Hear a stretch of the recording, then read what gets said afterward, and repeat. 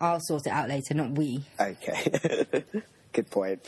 Matt, has doing this podcast made you a bit more tech savvy? A little bit. Because now you use GarageBand, you use Skype. Yeah. I mean, what's really kind of improved is my finger muscles. They're so good. Still with the fingers. My fingers are so strong. Some bikini babes listen to this. Yeah, I mean, anyone out there, if you want to experience my fingers, just, don't hesitate to get in contact.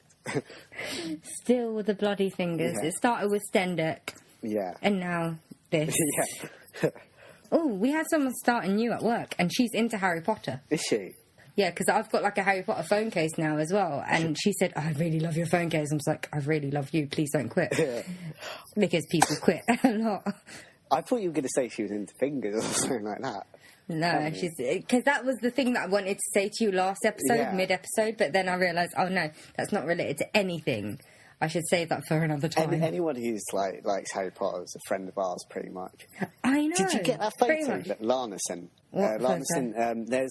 There's some survey, that was an internet survey. Oh yeah, no, I got that. It was brilliant. Did you see that? What the biggest group was? What was the biggest group? I can't remember. It was people who were happy with how their lives were. Oh yeah, like who's happy with that? Why wouldn't you want to live in a world with wizards and witches and Voldemort? I know. I'd love to go fucking idiots. Hogwarts, for God's sake. I know. I'm looking at my acceptance letter right now. I can't believe you got in. I know. It's brilliant. I got in about 12 years too late, though. Yeah. When I went to platform 9 3/4, they were just like, "You're a little old." Yeah. I mean, if you think my finger action's good, my wand action's even better. You should see what I've done with my wand. God. You've got long-bottomed wand as well. Yeah, I have. But you know what? In a beautiful twist of fate, Matthew Lewis, who plays Neville Longbottom, fucking hot now. Did you see that photo of him in his underwear sitting on a chair? He's so good looking now. Yeah, I saw that. He's so good looking now. Yeah. And I love the picture on Facebook or wherever it is of the cast as kids and them as adults now, and how magic has to be involved somehow because they're all beautiful. Yeah. It's money that's involved, not magic. Money. Yeah. First film, still. I love that one. Yeah, I like the dark kind of things as well. But I've loved every single one, and I've loved it as it's gone on, because I think we were young when the first ones came out, so we needed the light stuff. But then as we got older, the darker stuff appealed to us more. Yeah, it's like growing up. It is. Harry Potter was growing up. Yeah. I completely fangirled at work, because then someone else came up to me and asked me what I thought of the new girl, and I said, oh, she likes Harry Potter, so I'm fine. And then I realised how much of a geek they thought I was. And then they were just like, have you been to Harry Potter World then? And I was like, yes, it was like the best day of my life. And she's like, did you buy a wand? And I was like, yes, I bought the Elder Wand. Of course I bought a wand. How could I go to Harry Potter World and not buy a wand? And then I explained how I wanted to start up a collection of wands as well, and then I stopped talking. Because I realised I was in a professional environment and I'm the youngest person there and the most immature as well. Yeah, but he wants to be a grown-up, though. Yeah, it sucks being a grown-up. What I've realised, being a child's brilliant. It is, because you don't have to worry about anything. I know. I love how we have two different viewpoints. We hate children, but we like being children. Yeah. Well, we were brilliant children. I mean... Yeah, like we said last week, it's just children nowadays that are shit. I mean... Like, when we were kids, we were brilliant. Yeah, we were amazing. We were, like, the best. Yeah. I mean, our parents, well, the ones that are alive, should be so grateful. They really should, but I don't think my parents get it. I was going to say our parents. I don't think my parents get it. They always complain about me. Do they not realise most of the girls I went to school with have children without fathers and don't work and stuff? Yeah. I'm fucking brilliant compared to all of them. I actually got, like, qualifications and I have a steady job. Sure, it's not a job I want, but it's a steady job and a steady paycheck and no unplanned pregnancies for me. So... Yeah. I mean, I could have been a yob, or I could have had an unwanted pregnancy.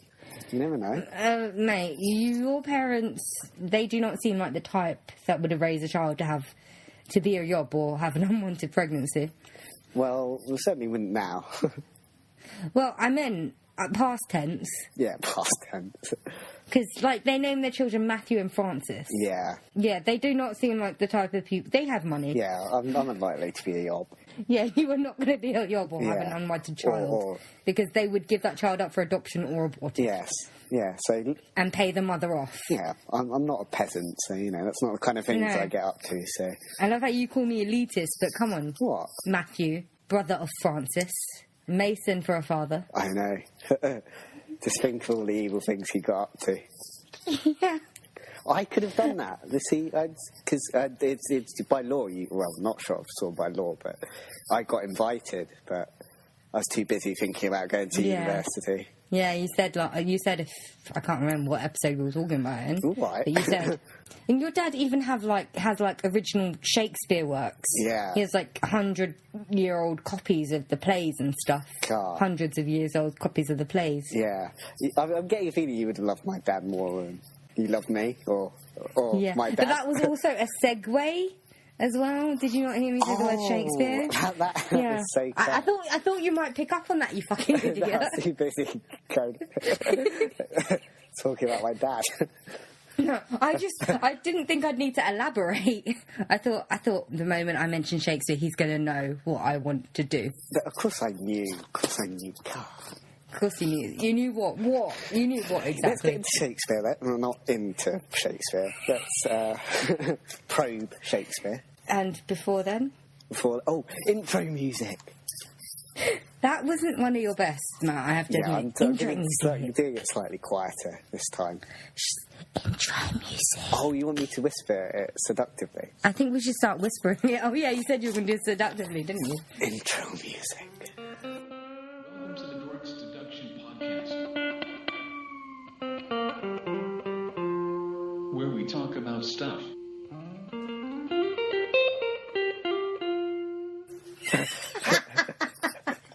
That was you seducing the audience.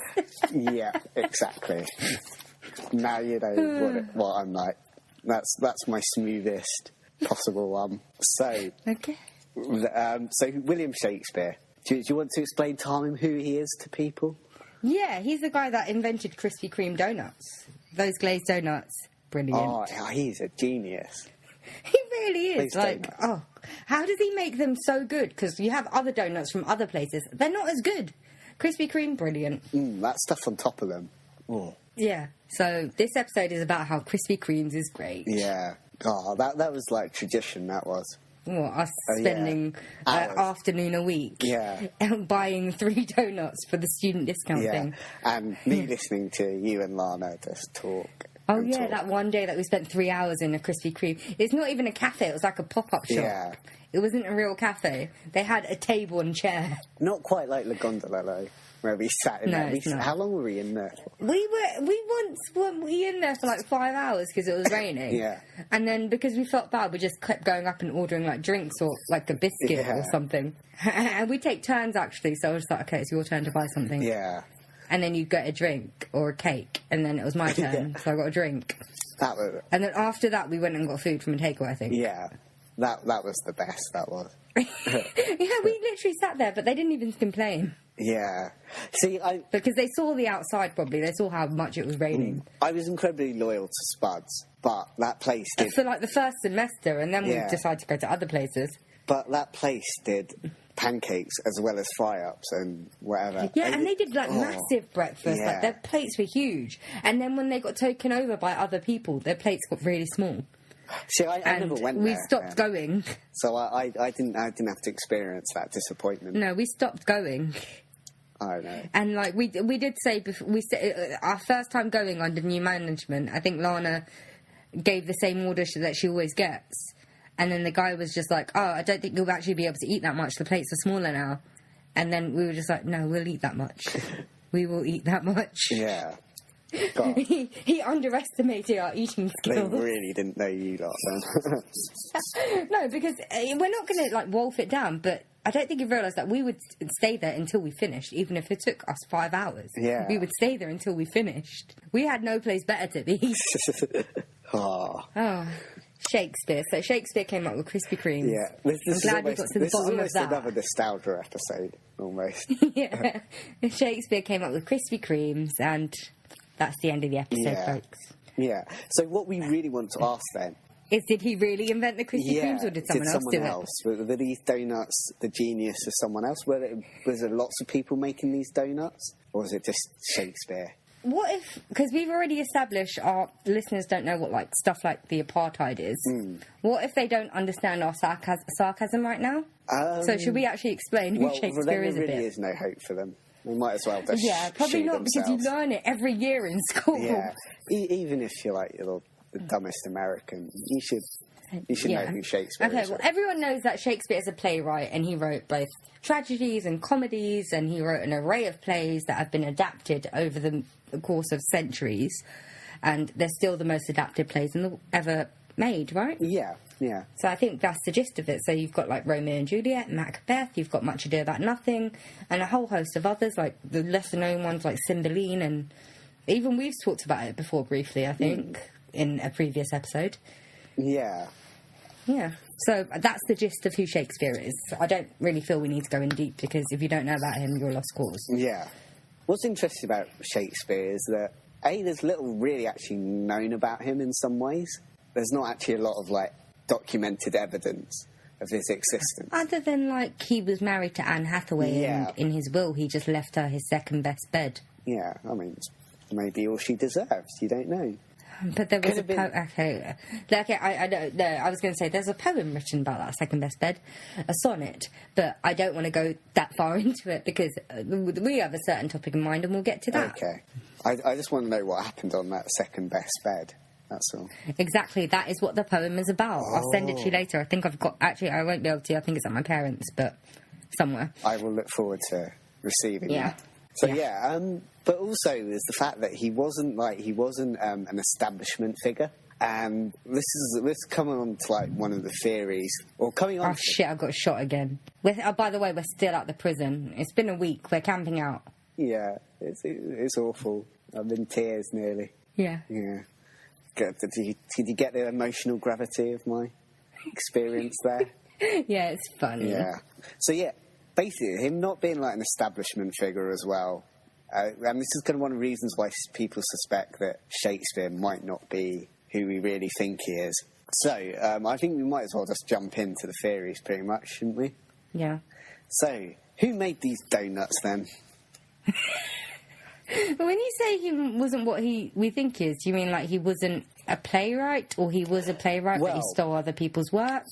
This is what's interesting. There's so many different theories. Some people either say he was a fraud, and so that he claimed credit for other people's work, or it's that he was just a cover for someone else. Like a female writer? Possibly, because they didn't get published. Yeah, I'm going to go with, like, 3 theories that these are people who it could have been that aren't. And I haven't got any theories on, like, possible frauds or stuff like that, but that could be, like, a possible theory. Because there's kind of, it's some people, like, even some proper kind of, like, literary scholars do kind of feel that maybe there was some, like, collaboration with some of the plays. That's probably possible. It's possible, but it's just who were these collaborators, and was it all just one big collaboration? Because that is actually theory. There's some people do have the theories that it was a mixture of all the people that get mentioned, and it's just under one person. So I'll start with the first person that could possibly be, and the first one's maybe a figure you might have heard of, Francis Bacon. I've heard of Bacon. Yeah, I like Bacon myself.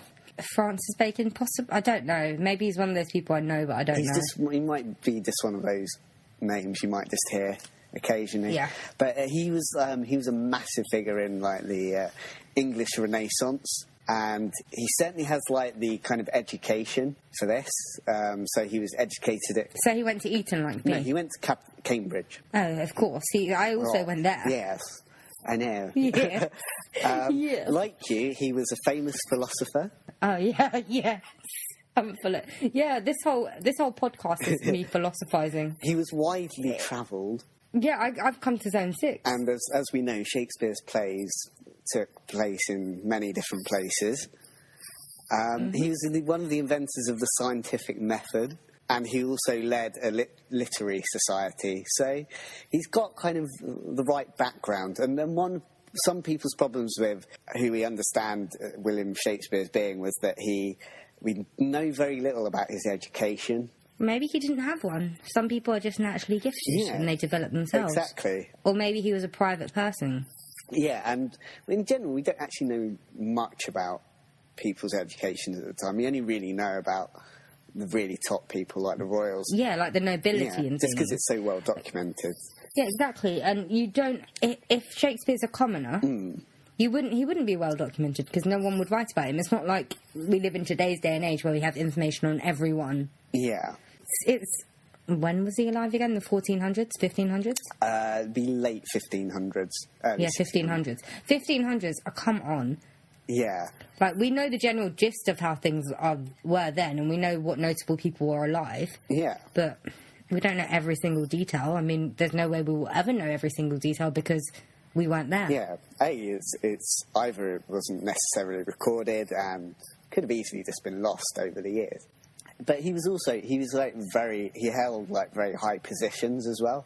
So he was a member of the Privy Council and he held the title of Lord Chancellor. So these are quite... We're talking about Francis Bacon, yeah? Yeah. This is like the inner circle of the government.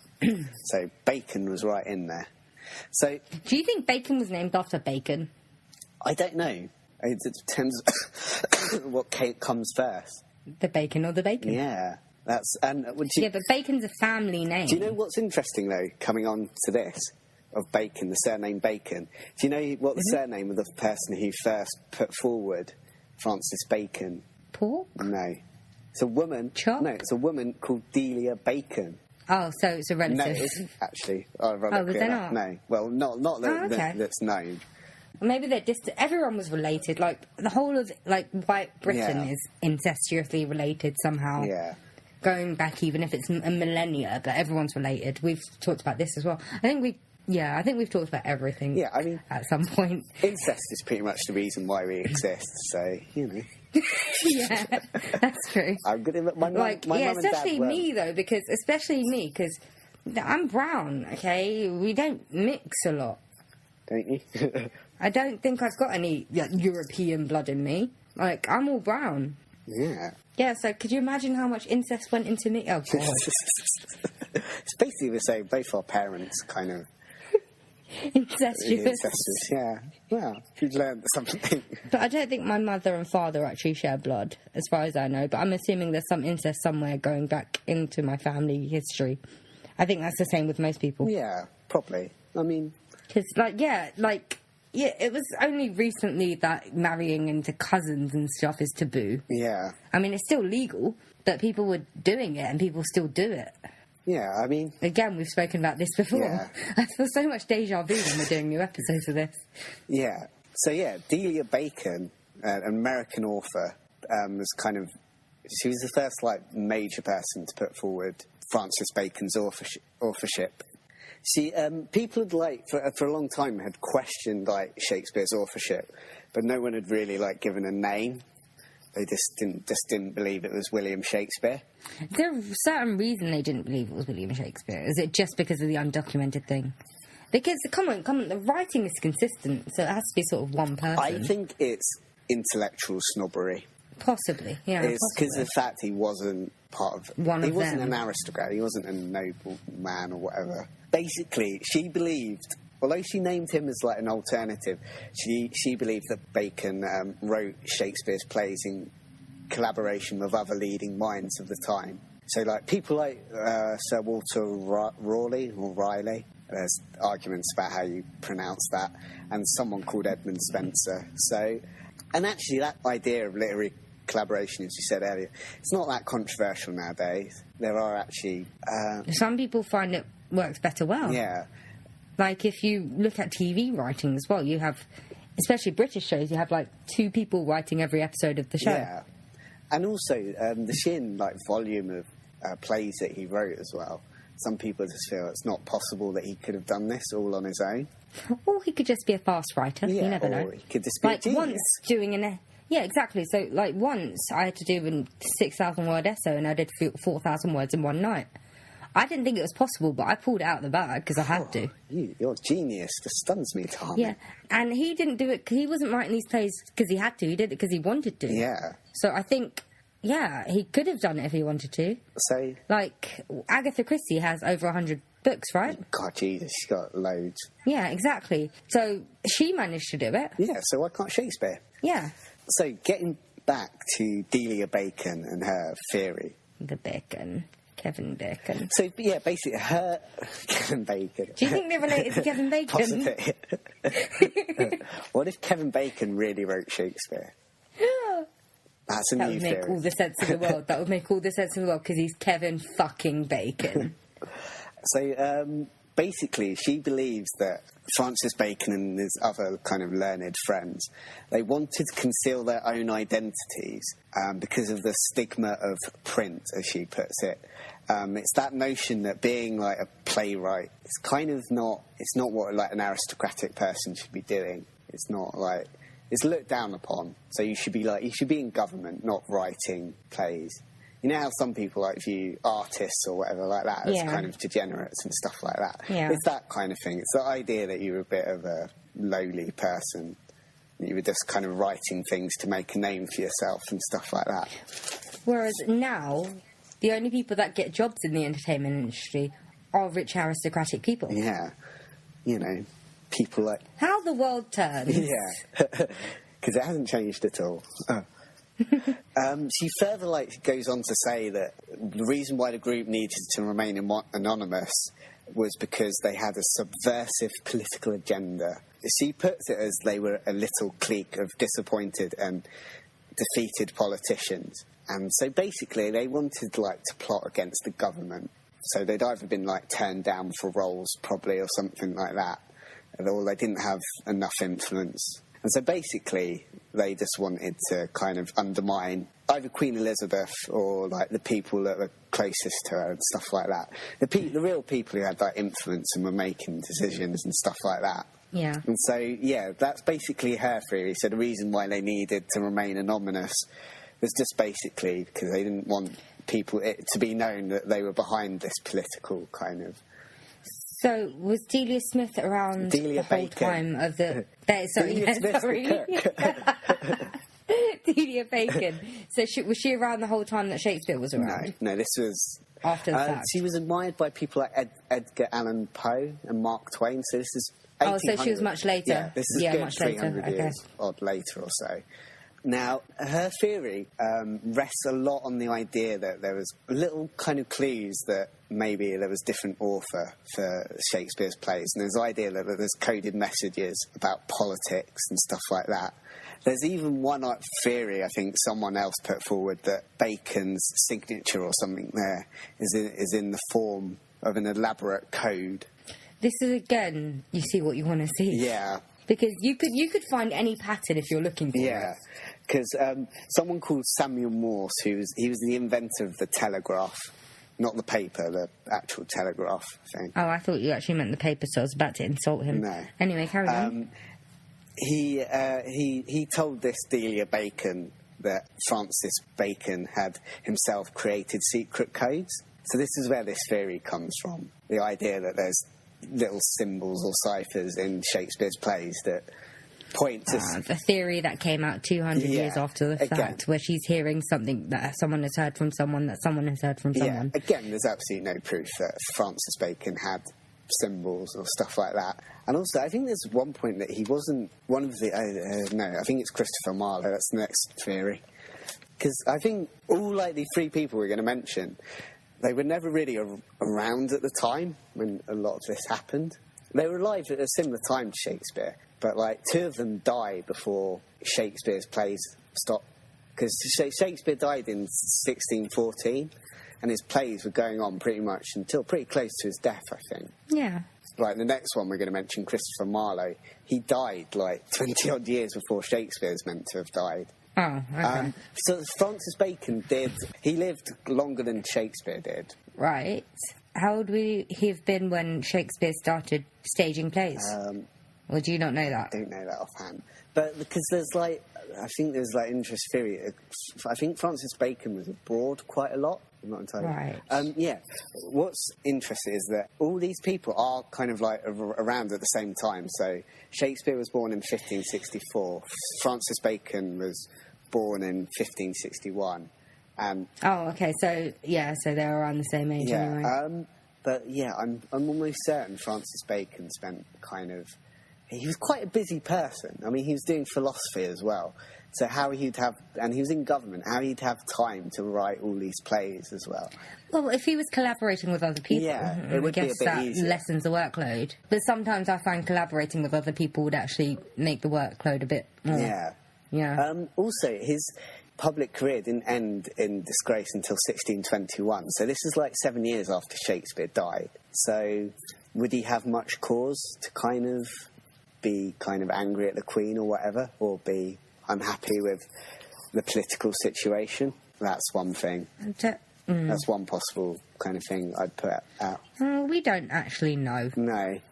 Yeah, so it's basically, the theory's just built on the idea that there's little clues in Shakespeare's plays, which I don't think too many people buy that anymore. Come on, like, because how studied is Shakespeare? I mean, literally. If there were secret clues, Yeah. we would have figured it out at this point. Because I can't tell you how many hours I spent studying Shakespeare. Yeah. Because I did literature up until A-levels, up until college. So I did a lot of Shakespeare. We never went into secret coded meanings just in case, you know, it was written by someone else.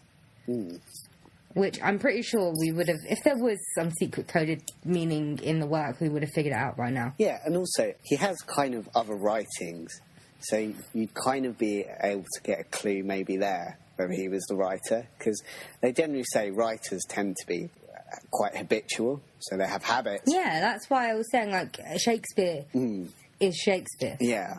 You can tell you pick up any random play of his, you will know it's Shakespeare, even from the first verse. Yeah. So, there's one interesting thing, like, there's some guy, I don't know what time, this has got to be like the 1800s, I guess, or maybe a little bit earlier, but he claims to he produced a cipher wheel, and this was composed of a 100-foot piece of cloth that contained the text of Shakespeare and other people at that time for easy comparison and decryption. And he claimed that by deciphering these codes that he discovered the location of a box that belonged to Sir Francis Bacon and would be proof of his authorship. However, and this is meant to be apparently buried under the Wye River. What's the Wye River? There's a river called the River Wye. Where? I don't know where that is. Is that in Stratford? Possibly. I don't know. Because that's interesting, because like some of the other... Maybe it doesn't exist anymore. It might have dried up. It probably still exists, I think. I think I've heard of it. Well, this was like 1800s. Like, rivers dry up. They do, but I'm pretty sure I've heard of it. It's in Wales, of all places. Oh, okay then. Yeah. That's why it doesn't matter. Yeah. So... why would it be in Wales? I know. It's a weird one. I don't even know what connection Sir Francis Bacon had to kind of Wales, even. So... If he travelled a lot, wouldn't he put it in, like, someplace exotic? Possibly. No, or someplace connected to his work. Yeah. So, because that would be quite a nice connection. Yeah. But anyway, when they searched the river, they found absolutely nothing. So he looked an idiot. And as it's kind of been pointed out, the argument for Sir Francis Bacon has kind of been supplanted by other theories. So there's a lot of stronger theories out there now. But there's still people who believe it's him. And they're represented by... They're called Baconians or something like that. Baconians, really? This is like a Team Edward, Team... What's the other one? Jacob thing for the 1800s. Yeah, Jacobites or something like that, isn't it? I don't know. Yeah, and they're represented by the Francis Bacon Society. So obviously they've he has his own society. Yeah, they've got to have something to do. So their job is to say Francis Bacon's really Shakespeare. So I don't know what you think of that theory. I think it's bollocks, to be honest. Yeah, I really don't put much stock in this. Now, this one's a bit more of a slightly stronger theory. This is Christopher Marlowe. And what makes him kind of a bit stronger is that he was an actual playwright as well. Yeah, but then again, we've talked about how writers write similarly in all of their works. Wouldn't his plays seem similar to Shakespeare? Well, this is actually what's interesting. Computer comparisons have apparently found that there are certain word patterns and usages that are nearly identical to, so that in both Marlowe's plays and Shakespeare's plays. So this is what gives his kind of an argument for Christopher Marlowe a bit more strength than perhaps Sir Francis Bacon. But I was thinking, this is a similar time they were writing, so you're going to find that at times, surely. Yeah, because speech patterns are the same. Yeah, I mean, I suppose the fact it's identical, it could mean it is Marlowe was Shakespeare, but it could just equally mean they were influenced by each other. They're just writing the same words. It doesn't necessarily mean it's like just one. the. Yeah. I think it's a bit more than that. I just think they'd be influenced by each other, because that's the type of community theatre people are, though. They're the ones that see each other's work. They mix in a community. They did kind of write similar plays as well. I mean, Marlowe wrote Edward II, and kind of Shakespeare is famous for writing a lot of the royal plays. Yeah, like Richard II, Henry IV. Not Henry IV. Yeah. Yeah, it's Henry IV and Henry V and all of those. Yeah. Yeah. So, Richard III, yeah. Yeah. I knew more about Shakespeare than I thought. I know. It's interesting what you remember sometimes. But what's actually kind of interesting is Marlowe, there's 2 months between when they were born. I can't quite remember off my head who was born first. So they could be the same person. Yeah. One of the criticisms of this theory, though, is that Marlowe died in 1593. And some of the work came out later. This is 21 years before Shakespeare himself died, I think. Or 20-odd years. So, yeah. And, wait, he could have pre-wrote the ones that were staged afterwards, I guess? Possibly. But then, some of it takes contemporary themes, doesn't it? Yeah. But what's interesting about Marlowe was that his biography claims, or there's speculation at least, that he was a spy for the crown, and... Wasn't everyone alive back then a spy for the crown? Pretty much. It feels like it. Yeah. That's what you get from a lot of... Because Frank Bacon was meant to be a spy as well, apparently. Or something like that. They're all spies. But apparently, Marlowe dying 20-odd years before these plays, Shakespeare's plays, end... According to his supporters and people who say that Marlowe is Shakespeare are known as Marlovians. Of course. A bit like Whovians for Doctor Who fans. They say this just strengthens their case. How they work that out, I don't know. Marlowe, he was about to be arrested and even potentially executed. Apparently they say he faked his own death because he died in a barroom brawl. So it is possible that's something you could stage, I guess. Possibly. Yeah. Especially if you're a spy for the crown. Yeah. So I wouldn't say it's beyond the realms of possibility.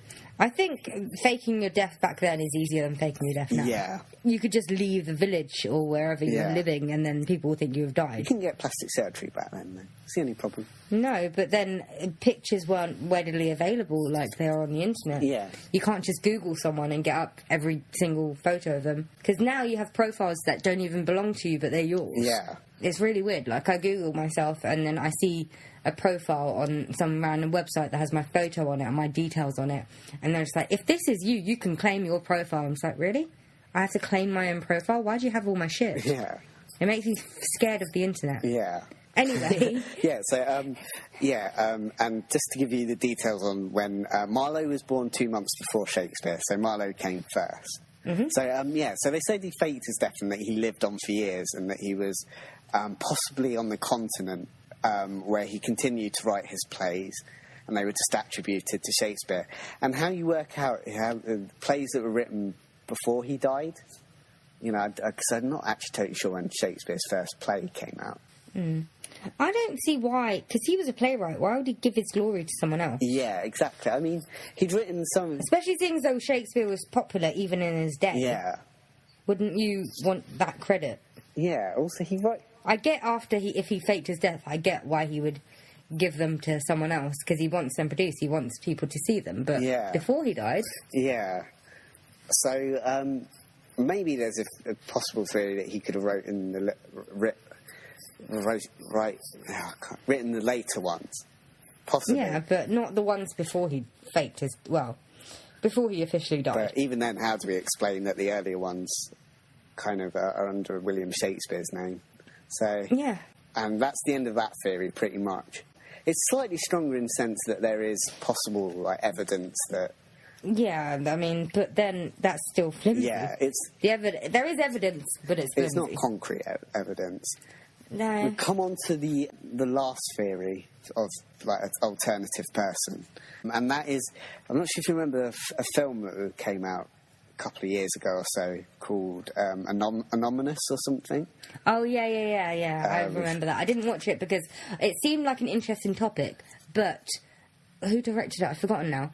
I don't. I think he's a hack director and I didn't like him. It's got... It was the one that did, like, the disaster movies. Oh, yeah. I've forgotten his name now. There's someone... He's like a German guy or something. I saw the last name, but I've forgotten who it is. Shit. That's my Instagram then. Yeah, so the final theory is that someone called Edward de Vere, and he was the 17th Earl of Oxford, and he lived from 1550 to 1604. So again, he died 10 years before Shakespeare died. Yeah, but then that's a closer bracket than all the others. That's more feasible. What if he did pre-write them and they would still be contemporary 10 years later? Yeah, exactly. He's actually, again, this is another one that's coming in years later. This is the most popular theory of the 20th century. So, and this is only really in the last 19 years that this has kind of really gathered much pace. And supporters of Edward de Vere are known as Oxfordians.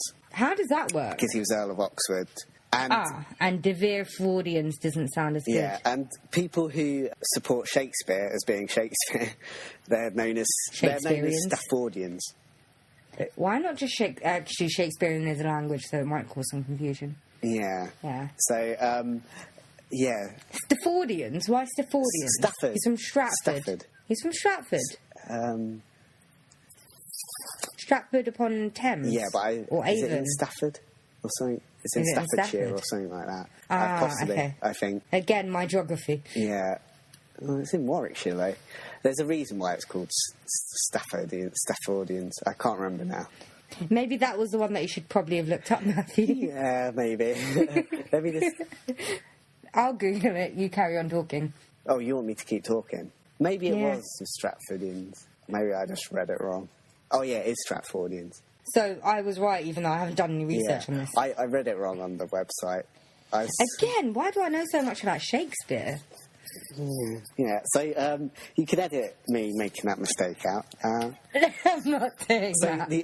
You know I'm not going to do that. Oh, you fucker. So, yeah, Oxfordians are the strongest contender against Stratfordians, according to most people, or the people who actually care about this. So, not me. Historian conspiracy theories. Yeah. This is historian conspiracy theorists. Pretty much. Again, we're doing conspiracy theories. Yeah. It is quite a weird thing to be, like, conspiracy theory about. Most of them... Yeah, but it's something that will never be proved. Yeah. Ever. Yeah. So, the first kind of mutterings of the Earl of Oxford being proposed as a candidate was in 1920. And the guy's name that put this forward was J.T. Loney, but it's spelt loony, which kind of makes me laugh. So basically, it's J.T. Looney, but he didn't want to be called Looney. I guess so. That's what I would do if I had that surname. I'd change it to Loney, pretty much. So Looney, basically, he wrote a book called Shakespeare Identified, and pretty much this is like, because what's helped this case, the case for De Vere, is that it's been like supported by really famous people like Sigmund Freud and stuff like that. So a lot of big people have supported this theory, and no one cares about Sigmund Freud anymore. I know. Well, people are still fascinated by him. They still read him. I think. Yeah, but there's so many different things that have come out since then. Yeah, I mean it's bollocks mainly, and also a lot of these like Oxford societies and stuff like this. And it's actually kind of like one of the reasons why it's quite big is it's gone down well in America. Oh, of course, those bloody Americans. And there's even a descendant of Edward de Vere who likes to kind of say De Vere was Shakespeare. But he would, wouldn't he? Yeah, I hate it when they do that. I hate it. Like, what difference does it make to you? It doesn't show us who you are, you prick. Yeah. Why are you trying to live off someone else's fame? Because he can make money out of it, basically, and get... Yeah, but that's just not right. You shouldn't be able to do that. I don't think you should be able to do that. If you, from a person that lived hundreds of years ago, you shouldn't be earning their money. Yeah, but the world's not right in general, so... Yeah, that's true. And, of course, it's also... Because with the film, it's getting, like, the big screen treatment and everything like that. And it's been mentioned in, like, a couple of films before. Maybe not, like, had a proper film about it, but it's been, like, the odd mention here and there that Shakespeare might not be, Shakespeare. So, the reason why they think it's De Vere is basically he was highly educated. He was trained as a lawyer, and quite a few of Shakespeare's plays deal with, like, the law and general, like, kind of legal matters and stuff like that. So he'd have the knowledge of that, like, the... Roland Emmerich, that's the director's name. Yeah. Roland Emmerich. Oh, yeah, I've heard of some of his other films, yeah. Yeah, like, he did, like, 2012 or something. Yeah, I was right, he's from Germany as well. Yeah. Let's not say anything about Germans, because we don't want to get into trouble. He's the guy that did Independence Day and Godzilla. Oh, God. I don't even like Independence Day. And that White House Down movie with Channing Tatum from a couple of years ago. He should really start making films at some point. Yeah, he should. Like, his movies suck balls. Yeah. Where was I? So, yeah, De Vere had knowledge of, like, not just, like, the factual knowledge, but he had knowledge of that kind of environment and atmosphere. And he was also well connected to the theatrical world.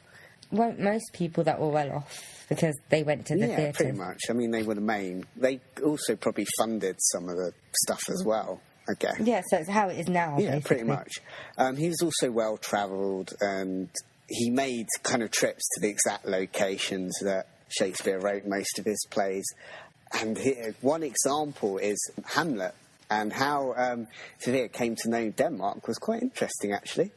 He was kidnapped by pirates in the English Channel. Were they air pirates? No, they weren't. Okay. They then left him stripped naked on Denmark's shore. And so they're pirates that are funny. Who hasn't had that happen to them before? That happened to me last weekend. I mean, I dream about that all the time, being left naked on Denmark's shore. You just be dream about being naked. It doesn't matter where. And then it's a bit more worse when you actually wake up naked on Denmark or in Denmark. Yeah. That's a bit freaky. So, yeah, I mean, we're getting a bit distracted there, aren't we? That's what happens at a stag do. Yeah. I wouldn't mind that, actually. I like Denmark. I wouldn't mind that happening, actually. I'd love to go to a stag do of yours. I'd just love to see what happens. Oh, God. Would we go to a strip bar or not? No, I'd rather not. So we'd hire our own strippers? Yeah, pretty much. With a rigorous audition process? Oh, yeah, very rigorous. We shall I'll deal with probe that. all the details. So, yeah, getting away from being stripped naked in Denmark, Oxfordians say that there are many clues in Hamlet that point to De Vere's authorship. They say, for example, that Hamlet describes himself as set naked in the kingdom after he encounters buccaneers. Now, that's circumstantial, I think. Yeah. I mean, it's... Wait, well, unless, like, Shakespeare got the idea from De Vere. Yeah, if he'd heard what happened to about De Vere. Yeah, because De Vere seemed, like, well off. He was well known about the town. Yeah. Shakespeare could have thought, oh, that's funny, because writers write what they know. It must have happened to at least a couple of other people. I mean, if it happened to you last week, it's happened. Yeah. I hope so, because I don't want to be the only one doing it. Yeah. Well, there's got to be loads of people. Yeah. I mean, everyone's got a sense of humour. Well, most people do.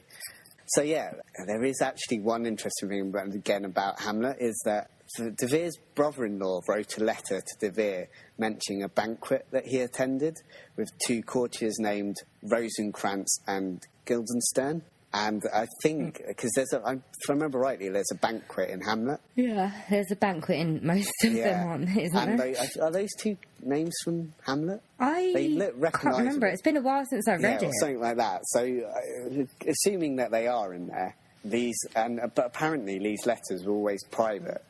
So how Shakespeare would have known about them? Or he just heard the name and thought, oh, yeah, I like those names. Yeah. Or maybe he was shit at picking names like I am. I'm really crap at naming people or things. So I just pick random ones. Yeah. Like, oh, I met a Jacob today, I will name this character Jacob. It could have just been that. Yeah, I mean, it's possible Shakespeare could have met these guys. Yeah, it's possible that there's more than one... Yeah, Shakespeare could have been just as well It could have been a common name, we don't know. Because their birth records aren't exactly great from back then either. No. So, yeah, there's a theory that, like, a lot of the characters from some of the later Shakespeare plays are based on people in Elizabeth I's kind of court. She had, like, an advisor called William Cecil, and another character in Hamlet, I think he's called Polonius or something. Yeah. He's meant to be based on this William Cecil, and also in Hamlet is Queen Gertrude, I think. I think so, yeah, I think so. Yeah, and that's meant to be a kind of not too flattering comparison to Queen Elizabeth. Right. So, now this would have been, like, if they'd found out that De Vere was writing this would have been very damaging, and it could have even been, like, kind of it resulted in execution. Yeah, but then Shakespeare didn't get killed. No, he didn't. But some people say this is why Shakespeare couldn't have possibly written it, because he would have been killed if he had written it. So that's why some people feel that De Vere wrote that his pen name was Shakespeare, and so that was his way of remaining anonymous. So Shakespeare genuinely didn't exist then? It's not that the works were donated to Shakespeare by someone else or Shakespeare plagiarised it. It's that he didn't exist at all. De Vere was just purely a pen name of De Vere. But people met him. Yeah, exactly. Although, I think... He was married to a woman. Yeah, I think they kind of argue that these could have been easily faked or something like that. People meeting him, but some people just could have come up with that, they say, I guess. So... Okay. But I don't... But wasn't he at the plays that he staged? Yeah, that's what I thought, and that kind of... He went frequently, didn't he? Like, to the ones that are his plays? Yeah, he actually went? That's what I... And he met the audience? Yeah, I'm sure I remember reading that quite a few times. He was a public figure. Yeah. I mean, people say, like, whoever wrote this kind of stuff would have got executed. Not necessarily, actually, because a lot of people did kind of, like, satirical poems, plays, or whatever. Yeah. They didn't get killed. Actually, sometimes... That's what satire came from. That was that period. There were so many... If you even look back, there's so many works like that. It's not just Shakespeare. Yeah. But what's also interesting is De Vere, he married William Cecil's daughter as well. Again, if it came out that he'd written this, he would have been in big trouble. It could have been treasonous. That's their main argument, that whoever wrote this, it would make sense that if it was a pen name, because you need that kind of anonymous... you don't know how to say anonymous, do you? You couldn't even say it before. Anonymity. Yeah, exactly. Because you couldn't even say it when you were saying the name of the movie. That's why it took me a minute to figure out what you were talking about. It's anonymous. All right. Yeah, so that's basically that theory. It's the idea that basically he needed it for political protection, basically. But I just didn't get why he'd want to write those plays. He did apparently write plays in the beginning of his career, but then he gave up. Was he just not very good? Possibly. Okay, so then how could he have written some of the best written plays that's ever existed? Yeah, exactly. So, yeah, and the idea is, I think the intellectual snobbery is that they just didn't believe that Shakespeare was either well-educated enough or well-travelled enough. And at the end of the day, you don't actually need to have great knowledge, because Shakespeare's plays, it's not detailed knowledge. Exactly. It's not detailed enough to be well-travelled. Yeah. It just says, it's set in Venice or wherever. And that's it. Yeah. It's all in English. Pretty much. Yeah, there's nothing to it. I mean, and we could do that. Well, not right like Shakespeare, but we could easily set something there in the same way that he has. He doesn't go into detail. It's not like a novel where you have to go into every minute detail, or the temperature of the room, or the sunset, or the smell in the air. He didn't have to do that. Yeah. Also, I think, again, there's snobbery about his background, the fact he wasn't like an aristocrat. But then there's quite a lot of other kind of people... I don't really know these people, but they're like Middleton, Marston, Green, Fletcher and Beaumont. These are all literary figures at the time. They all came from quite, what people would say, common backgrounds, I suppose. And so they're not like glamorous, they're not like aristocrats, but no one disputes their work. They're not as well known. And they wouldn't, but they wouldn't necessarily have like the education. No. But people still sometimes you don't need that grand education is bought for people. But their idea is people with that background just simply didn't have that education. But we don't. What people are saying, like the people who support Shakespeare, we don't know that. We don't know kind of what kind of education was available, and there's a lot of self-education out there at the time. Exactly. I think Shakespeare's Shakespeare, personally. Yeah, I don't think that. First of all, I don't think he's just a pen name, because I think he was a figure that genuinely existed. I think the timelines are a bit iffy of when these people are supposed to be doing these things. Because De Vere, I mean, again, he died 10 years before. Okay, that death I think is the closest and is the most feasible if it was someone else. Yeah. But I don't buy the pen name. I don't buy Christopher Marlowe donating his works. Yeah. And Francis Bacon, again, that's the pen name situation, isn't it? Shakespeare definitely existed. There's no way he didn't. Yeah. He had a life, he had a family. Sure, it wasn't as publicised as you would get now. Yeah. But that's because it was the 1500s. We don't have records of the 1500s. It was so long ago. Yeah. We don't even have records of what happened in the 1800s. Yeah. Not like minute detail. I mean, you've got the basic things like marriage records and death records and the odd things like that. Yeah, but if you think about it, like even in the 1500s, the documentation wasn't exactly that great. Yeah. Births would go undocumented. Marriages could go undocumented. It's not as it is now. There's so much that slips through the system. Yeah. Because they didn't have proper systems in place. You didn't know everything about everyone. And there's no way Shakespeare didn't fucking exist, all right? Yeah. Also, I think it's a great story. You know, he doesn't come from, like, the aristocrat... Yeah, it's like it's like, rags to riches story. So, I mean, I think that's quite a good story, personally. Yeah. So, the aristocrats don't like it. Yeah, I kind of just feel that there's no concrete evidence to just suggest that Shakespeare isn't Shakespeare. No, I think these people just come up with a story like, we've talked about it time and time again. It's just to sell something, like to sell their idea so they can sell their book. Yeah. Or they come up with new theories to suit whatever evidence they find. Like, we see it time and time again. Yeah. Sadly, Jim Jarmusch, who did Only Lovers Left Alive, he's one of these people that doesn't believe Shakespeare's Shakespeare. The thing is, I think some people want to take sides with these because they want to be controversial. Also, And Jim Jarmusch, I know it seems like he doesn't care what people think, but it seems like he doesn't care what people think so much that he cares what people think. It's like this weird circle, but Also, he had a character in Only Lovers Left Alive, is Christopher Marlowe. I think John Hurt's character is Christopher Marlowe. Oh, God, yeah. And so, obviously, he's trying to peddle a film as well.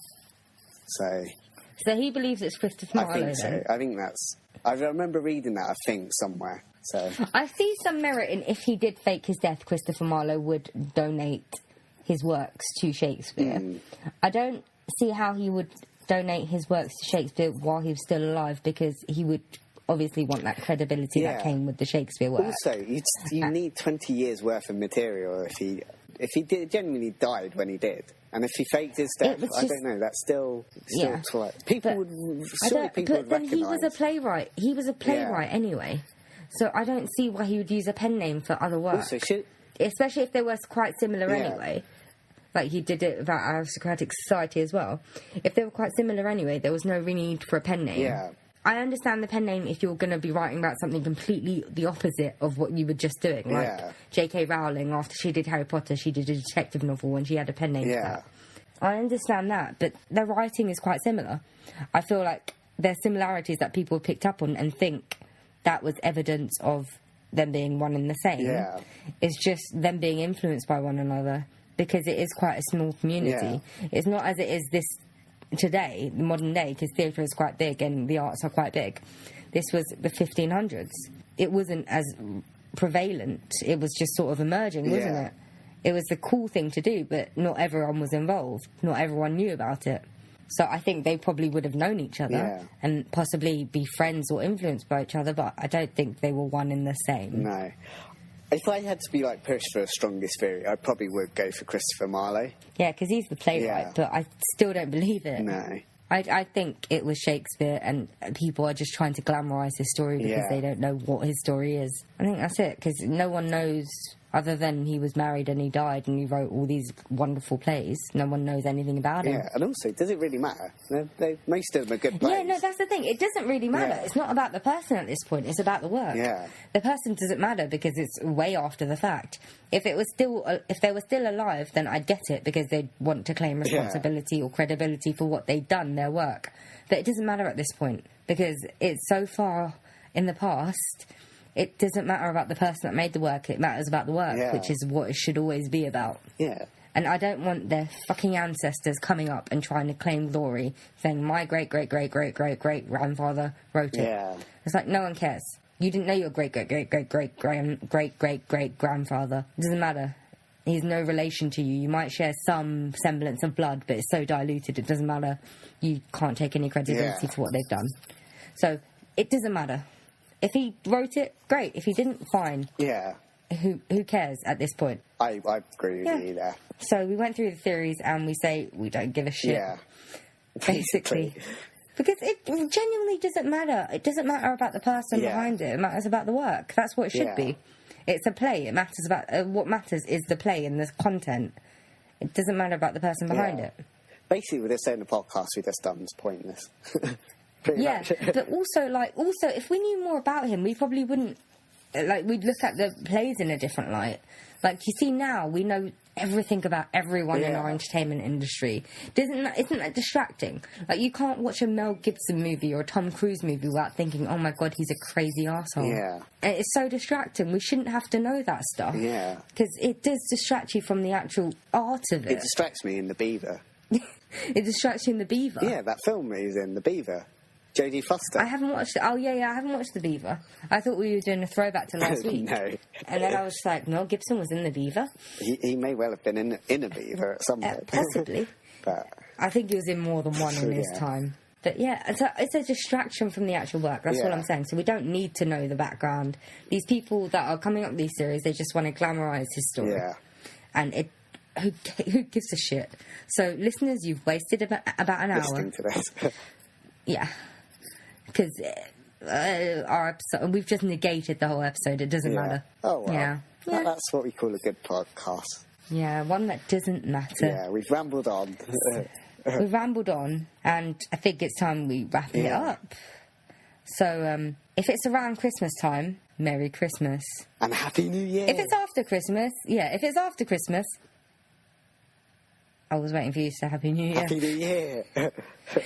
If it's after New Year, Happy Valentine's Day. If it's after Valentine's Day... Go fuck yourself. If it's after Valentine's Day, then our timeline is so off, it's ridiculous. Yeah. All right. I think that was a good one. Yeah. So good day and goodbye. Good day. Good day. Good. I said good day. Yeah, it's so different. Yeah, no, you did. Yeah. All right. Let's... Goodbye. Yeah, goodbye.